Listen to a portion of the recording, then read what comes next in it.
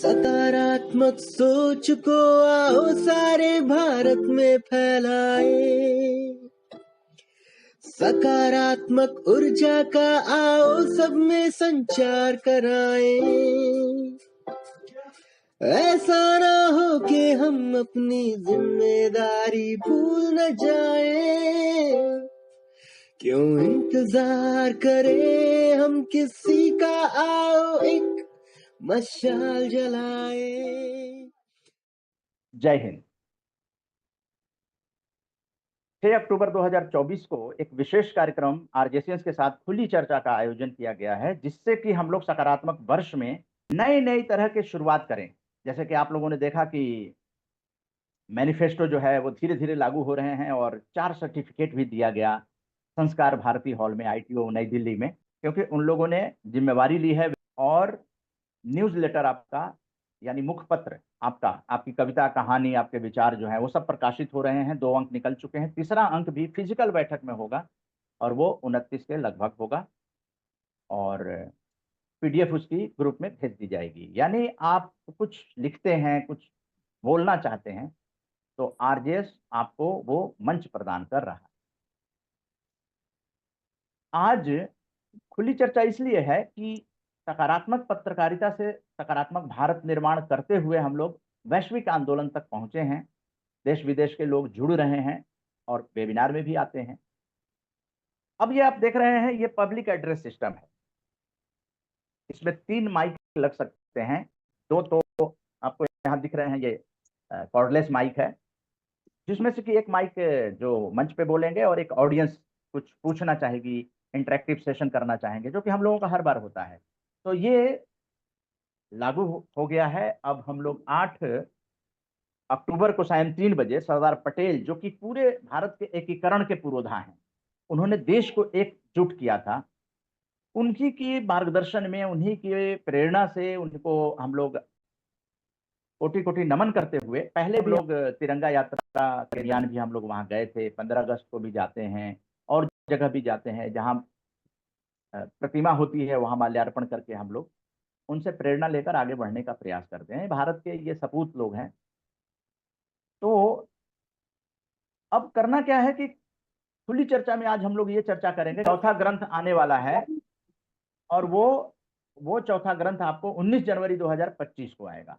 तो माननीय डॉक्टर नरेश चावला जी, जो कि वाइस प्रेसिडेंट हैं दिल्ली मेडिकल काउंसिल के, और बहुत बड़ा अनुभव मेडिकल के फील्ड में डॉक्टर चावला जी का रहा है, तो आज क्या कुछ कहना चाहेंगे डॉक्टर चावला जी?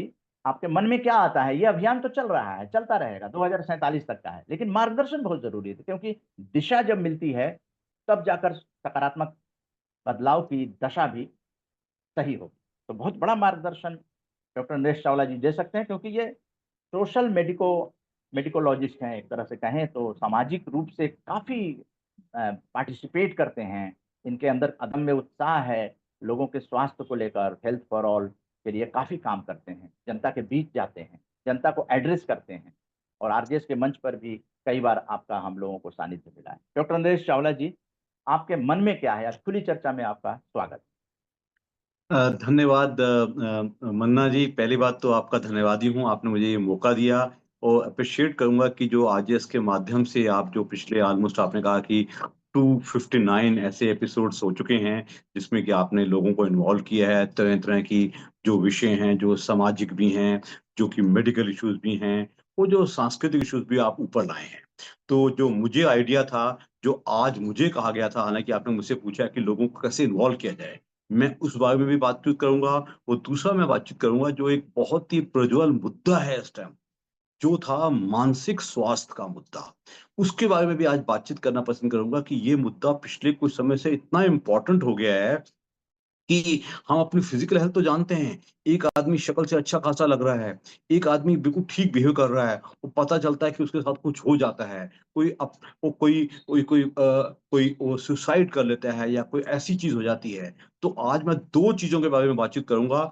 एक मानसिक स्वास्थ्य, क्योंकि 10 अक्टूबर को मेंटल हेल्थ डे है, उसके संदर्भ में भी, और दूसरा जो मैं समझता हूँ कि पिछले कुछ समय से ऐसी कई घटनाएँ घटी हैं, जो हम यूथ में देख रहे हैं, यूथ का मतलब जो आज के जवान में देख रहे हैं, कोटा में बच्चे आते हैं दूर-दूर से इंजीनियर बनने के लिए, आईआईटी के लिए के एग्ज़ाम के लिए बैठते हैं और पता चलता है कि 10,000 बच्चे आए, उसमें 100 50, 70, 100 बच्चे किसी वजह से उन्हें अपनी ज़िंदगी का अंत कर लिया।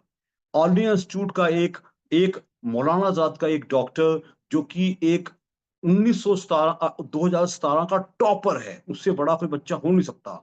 वो एमडी रेडियोलॉजी कर रहा है और पता चला आज से तकरीबन 15 दिन पहले उसने सुसाइड कर लिया। कहने का मतलब ऐसे मुद्दे इतने आ गए हैं, तो ये चीज़ हमें बहुत ही पेन कर रही है और मैं इस आपके माध्यम को यूज़ करूँगा, कैसे मैं समाज में जो ये अननेचुरल डेथ्स हो जाती हैं, बंदा अपनी ज़िंदगी का अंत कर लेता है, उसको क्यों होता है? मैं जनरल पॉपुलेशन की बात भी करूँगा और ज़्यादा बातचीत करूँगा यंग स्टूडेंट्स की, जिनके ऊपर बहुत दबाव है। एक बच्चा अपने गाँव से छोड़ के आता है, हो सकता है उसके पिता ने ज़मीन बेची हो सकता है उसके पिता ने कोई उधार लिया हो, उम्मीद करता है कि उनका बेटा एक इंजीनियर बनेगा, उस ज़िंदगी हमारे परिवार को भी उठाएगा, वो सब कुछ करेगा। और वो बच्चा पढ़ाई करता-करता एकदम पता चलता है कि दरवाज़ा खटखट किया तो रात को सोया था, सुबह उठ के बाहर नहीं निकला। तो हम जानेंगे ऐसा क्यों होता है और इसको प्रिवेंट कैसे किया जाए। वर्ल्ड मेंटल हेल्थ डे पे हमारा उद्देश्य होता है लोगों को मेंटल हेल्थ एजुकेशन देना, अवेयरनेस देना। और एक और चीज़ है, हमारे देश में ये बीमारी बहुत ज़्यादा है। वो बीमारी बहुत ज़्यादा क्या है, क्योंकि मेंटल हेल्थ को हम कहेंगे ये स्टिग्मा है या पागलों के डॉक्टर के पास नहीं जाना। हमारे देश में जो हम कहते हैं मेंटल हेल्थ डॉक्टर को या साइकियाट्रिस्ट को हम पागलों का डॉक्टर कहते हैं, जो कि गलत है। मेंटल हेल्थ हमारे शरीर का एक हिस्सा है। वर्ल्ड हेल्थ ऑर्गेनाइजेशन डब्ल्यूएचओ कहता है फिजिकल जो आपकी वेल बीइंग है, it is not only physical well being, it is physical, mental, spiritual, all put together. तो उसको देखते हुए क्या होता होगा कि एक बच्चा सुसाइड कर लेता है। इसके ऊपर मैं बातचीत करूंगा। जो वर्क प्लेस पे जो जो सुसाइड कुछ हो रहे हैं, आज से तकरीबन 15 दिन पहले एक बेंगलोर की 24 साल की लड़की, जो कि अदरवाइज बिल्कुल स्वस्थ थी, उसकी डेथ हो गई। उसने सुसाइड नहीं किया, या ये कार्डियक अरेस्ट था या कोई दिल की घटना थी, ये क्यों हुआ? और मैं बातचीत करूंगा जो हमारे जो यंग एग्जेक्टिव्स हैं, जो उनको टारगेट्स बहुत मिलते हैं, उनका बर्नआउट बहुत हो जाता है, उनमें बेचैनी बहुत होता है, उनके सीनियर्स उनको टारगेट्स दे देते हैं, वो रात को 2-2 3-3 बजे तक काम करते रहते हैं। ऐसा हम समाज में कैसे रोकें? ये बहुत ही ज़रूरी है। आपके माध्यम से इस चीज़ को मैं बार-बार उजागर भी करना चाहता हूँ, क्योंकि मेंटल हेल्थ की कोई बात ही नहीं करता। लोग कहते हैं, "हाँ यार, वो ठीक-ठीक तो था, कल तक तो घूम रहा था यार, कल पता चला उसने सुसाइड कर लिया, ऐसा क्यों हुआ?" तो एक उद्देश्य है कि एक सपोर्ट ग्रुप हर जगह पे होने चाहिए। आपने कहा लोगों से कैसे कम्युनिकेट किया जाए। हर कोचिंग कॉलेज में, हर स्कूल में, हर कॉलेज में, हर मेडिकल कॉलेज में, हर इंजीनियरिंग कॉलेज में, हर लॉ कॉलेज में, हर आर्किटेक्चर कॉलेज में, हर जो जनरल आर्ट्स कॉलेज में, हर जगह सपोर्ट ग्रुप्स होने चाहिए। अगर किसी को नजर आए भाई ये लड़का थोड़ा ठीक बिहेव नहीं कर रहा, कल तक तो हंसता खेलता था, आज एकदम चुप हो गया है, किसी से बातचीत नहीं करता, किसी से हेलो नहीं करता, कैंटीन में नहीं आता, ये वो लड़का है जो सुसाइड कर सकता है। तो उसको बाकायदा गाइड करना कि उसको मदद दी जाए। होता क्या है, मैं मन्ना जी बताना पसंद करूंगा आपके दर्शकों को कि जो मेंटल हेल्थ को ना, it is a lot of stigma कि मैं डिप्रेशन में तो हूं, लेकिन मैं कैसे डिक्लेयर करूं कि मैं डिप्रेशन में हूं? तो लोग डिक्लेयर ही नहीं करते। उससे नुकसान क्या होता है, जब नुकसान हो जाता है तो पता चलता है। इसके लिए I think there is awareness. हमारा समाज का हर अंग, हर माता पिता, हर अंकल आंटी, हर टीचर, हर पड़ोसी, हर एनजीओ का आदमी उन लुकआउट रहे। उनको लगता है कि एक एक आदमी देखता है, यार मेरा किराएदार बच्चे 6 बच्चे थे, जी, उसे 5 बच्चे तो रोज आके लंच डिनर करते हैं। एक बच्चा अक्सर सोता रहता है, कभी आने की ज़रूरत नहीं समझता। या एक और चीज़ मन्ना जी मैं बताना पसंद करूँगा, जो यूथ में जो बढ़ गया है, वो ड्रग्स बहुत बढ़ गई हैं, टोबैको का इस्तेमाल, अल्कोहल का इस्तेमाल। तो आपके इस आरजेएस के माध्यम से मैं लोगों को उजागर करना पसंद करूँगा। ये कौन करेगा? ये सरकारें नहीं करती। सरकारें इतना वज़न उठा भी नहीं सकती। सरकारें at the most ministry of youth guideline दे देगी। करेगा कौन? आप करेंगे, मैं करूंगा, एनजीओस करेंगी, ये सब मिलके करेंगे। एक ये, और मेरा कॉर्पोरेट जगत को एक खुलेआम आह्वान है आपके माध्यम से कि जो आपने लोगों को जो कहते हैं टारगेट्स के नाम पे और तरक्की के नाम पे लोगों को दबा रखा है। मैंने देखा है लड़कियां हैं, ज्वाइन कर लिया कोई गुड़गांव की कंपनी, पता चला रात को 2 बजे आती है, 1 बजे आती है, टैक्सी पे आती है, कैसे आती है, तो उनको एक इंसान समझा जाए। हर कॉर्पोरेट कंपनी में एक बकायदा एचआर डिपार्टमेंट होता है जिसको हम ह्यूमन रिसोर्स डिपार्टमेंट कहते हैं। वो नॉर्मली इतना ध्यान नहीं देता। वो देखे एक लड़की जो कि मैरिड है, 29-30 साल की है, उसको अपने इतने टारगेट्स दे दिए, अब की कहा जी आपका पैकेज बढ़ा देंगे, उस ना वो अपना वो परिवार देख पाएगी, ना अपने बच्चे को देख पाएगी, ना अपने सास ससुर को देख पाएगी। कहने का मतलब तरक्की के नाम पे जो शोषण हो रहा है, जो एक्सप्लॉयटेशन हो रहा है यंग एग्जेक्टिव्स का। आप जानते हैं गुड़गांव एलोन में, दिल्ली एनसीआर गुड़गांव में डेली कम से कम डेली 10 से 15 लाख बच्चे डेली जाते हैं to and fro from Delhi to Gurgaon. किस लिए? काम के लिए। उनको काम वहां मिलता है, कॉल सेंटर्स में जॉब्स हैं, दूसरे सेंटर्स में उनकी जॉब्स हैं, आईटी जॉब्स हैं। तो इन सब का जॉब्स तो अच्छी है, पैकेज भी अच्छा है, लेकिन उस पैकेज के तले जो शोषण हो रहा है, जो उसकी मानसिक स्थिति है, बच्चा क्या करता है, रात को 2-2 बजे तक जागता रहता है, कॉफी पीता रहता है, बार बार अपने आप को जगाने के लिए सिगरेट पीता रहता है, अल्कोहल लेता रहता है, फिर भी टेंस क्यों रहता है। एक बैंक की जॉब है, उसको कहा जाता है भैया आपका इतना टारगेट नहीं हुआ तो आप ये सोचिए कि आपको जॉब से निकाल देंगे। तो जो बर्नआउट है और जो जॉब रिलेटेड स्ट्रेस है, मैं कहता हूं अगर हमने इसको कम कर दिया तो हमारा समाज बहुत ही एक पॉजिटिव समाज होगा। बच्चे तरक्की भी करेंगे। कहते हैं किसी देश में वो बड़े लोग नहीं होते जिनमें तनख्वाहें ज्यादा होती हैं, वो लोग स्वस्थ देश होता है जिसमें लोग खुश रहते हैं।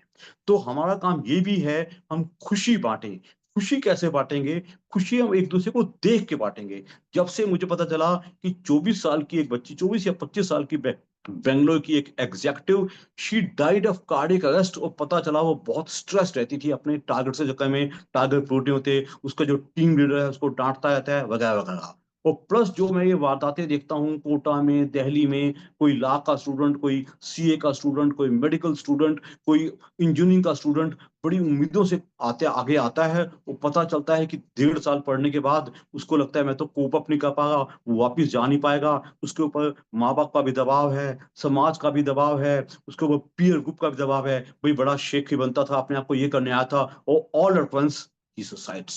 तो हम, we all as society people are bound कि हम कहीं ना कुछ करें। खाली लिप सर्विस मत देखें। हम किसी बच्चे को देखते हैं कि बच्चा की अनटूवर्ड एक्शन चल रही है, वो किसी से मिलता नहीं है, किसी से बातचीत नहीं करता, कपड़े बाल नहीं बहाता, कपड़े साफ नहीं पहन रहा, that means he is under depression.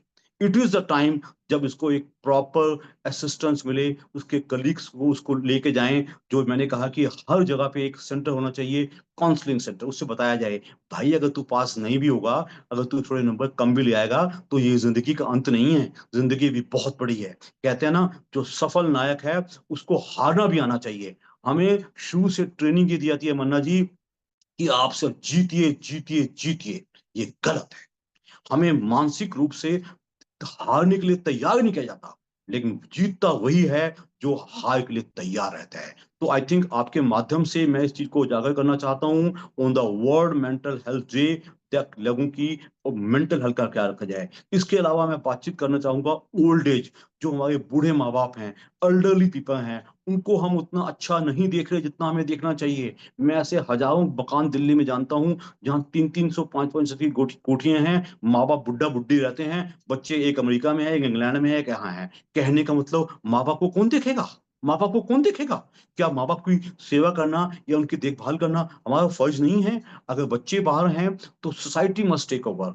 Her colony में ऐसे ग्रुप्स, ओल्ड एज ग्रुप्स होने चाहिए, और जिसमें पुलिस को भी इन्वॉल्व किया जाए, ताकि ये बूढ़े लोग किसी क्राइम का शिकार ना बने। इनको खाना पानी ढंग से मिलता है, इनके पास पैसा तो है लेकिन इनको पूछने वाले कोई नहीं, पानी पिलाने वाले भी कोई नहीं है। तो I think we as society people are bound कि हम ऐसा कुछ करें। इसके अलावा आपने एक जो शुरुआत में सवाल किया था, लोगों से संपर्क कैसे बढ़ाया जाए। यस, जैसे ऑनलाइन आप संपर्क बढ़ा रहे हैं, इसके लिए इसके अलावा हर जगह टारगेटेड ग्रुप्स हैं, स्टूडेंट ग्रुप्स हैं, कॉलेज स्टूडेंट्स हैं, स्कूल स्टूडेंट्स हैं, यंग एग्जेक्टिव्स हैं, डॉक्टर्स ग्रुप्स हैं। आजकल व्हाट्सएप या सोशल मीडिया एक बहुत बड़ा माध्यम बन के रह गया है। तो इस माध्यम को हम देख रहे हैं पिछले कुछ टाइम से इसका नेगेटिव यूज ज्यादा हो रहा है और पॉजिटिव यूज कम हो रहा है। तो मैं चाहूंगा इसको भी इन्वॉल्व किया जाए, क्योंकि आजकल कोरोना वोना सब समाप्त हो चुका है। फिजिकल मीटिंग जितना भी हो सके हम लोगों को कांटेक्ट करें और जानें क्या किसी आदमी को क्या तकलीफ है, वो दूसरे आदमी की कैसे मदद कर सकता है। आई थिंक जैसा कि हम उम्मीद करते हैं कि हमारा भारत एक वर्ल्ड लीडर बनना चाहिए, वो लीडर ना केवल सिर्फ इकोनॉमी में ऊपर जाए, वो ना केवल सिर्फ मिलिट्री में ऊपर जाए, वो एजुकेशन में भी ऊपर जाए, वो हेल्थ में भी ऊपर जाए, और सबसे ऊपर वो वर्ल्ड खुशी हैप्पीनेस इंडेक्स में ऊपर जाए। अगर ऐसा करेंगे तो मैं समझूंगा कि हमारा देश एक सच्चा जो विश्व गुरु बना है, तभी मान पाएंगे। तभी खाली टेक्निकल तरक्की और जो फिजिकल भौतिक चीजों की तरक्की को मैं तरक्की नहीं मानता। जब तक यहाँ के लोग स्वस्थ नहीं होंगे, वो फिजिकल स्वस्थ नहीं होंगे, वो मानसिक स्वस्थ नहीं होंगे, तभी हम जान पाएंगे कि हम कहेंगे हमारा देश एक खुशहाल देश है। खुशहाल देश का मतलब ये भी होता है कि जैसा कि हम देख रहे हैं, गरीबों की और अमीरों का फर्क बहुत बढ़ता जा रहा है। अमीर बहुत अमीर बनते जाते हैं, गरीबी इतनी गरीबी होती जा रही है कि खाने को रोटी नहीं है। उसके लिए बकायदा जो जो सोशल स्कीम्स हैं गवर्नमेंट्स की, वो चाहे वो स्टेट गवर्नमेंट की हों, चाहे वो सेंट्रल गवर्नमेंट की हों, चाहे वो एनजीओ चलावें।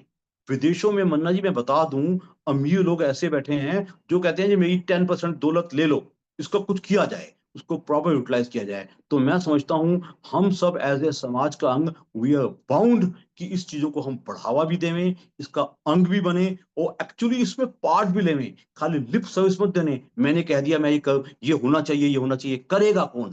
इसको इंस्टीट्यूशनलाइज किया जाए। करने वाले अलग होने चाहिए, एडवोकेट वाले अलग होने चाहिए, इसको बकायदा इसको मॉनिटर करने वाले अलग होने चाहिए। अगर कुछ गेहूं कहीं मिलना है तो ढंग पे लोगों को मिला कि नहीं मिला, लोग मेल न्यूट्रिशन और गरीबी से ना मरे। अगर ऐसा देश की हम कल्पना करते हैं तो तभी हम समझते हैं कि हमारा भारत देश एक बहुत महान देश बन सकता है। बहुत बहुत धन्यवाद Manna ji for giving me free time for speaking my heart out. Doctor साहब, बिल्कुल पब्लिक एड्रेस सिस्टम के ऑनलाइन कार्यक्रम में आपने बहुत दिशा दे दी कि हम लोग जब पब्लिक से डील करें, उनको एड्रेस करें, तो ये आपका चूंकि सोशल कांटेक्ट बहुत ज़्यादा रहा है, तो आप जानते हैं कि पब्लिक में मेडिकल की कौन कौन से इश्यूज को ले जाना चाहिए। जो डिप्रेशन की समस्या है उसको लेकर भी, और आपका तो हम लोग 13 अक्टूबर को सुनेंगे भी, वर्ल्ड मेंटल हेल्थ डे पे। लेकिन हाँ जी। आपने आज आज जो है वो बहुत ज्ञानवर्धक, और ये जानकारी समाज तक जानी चाहिए। और लोगों से कैसे जुड़े हम लोग, इसके बारे में भी आपने बताया कि लोगों से जुड़ना चाहिए। जैसे कि इंस्टीट्यूट हैं, डिफरेंट इंस्टीट्यूट्स हैं, तो वहाँ पर इस तरह के कोई सेक्शन होते भी हैं, और नहीं है तो वहाँ पे इंस्टीट्यूशंस को बताना चाहिए कि बच्चों के साथ एक कम्युनिकेशन का भी कुछ सेंटर होना चाहिए, जिससे बच्चे रिकॉग्नाइज हों, पहचाने, और उनका इलाज भी हो सके। तो आपका बहुत बहुत धन्यवाद।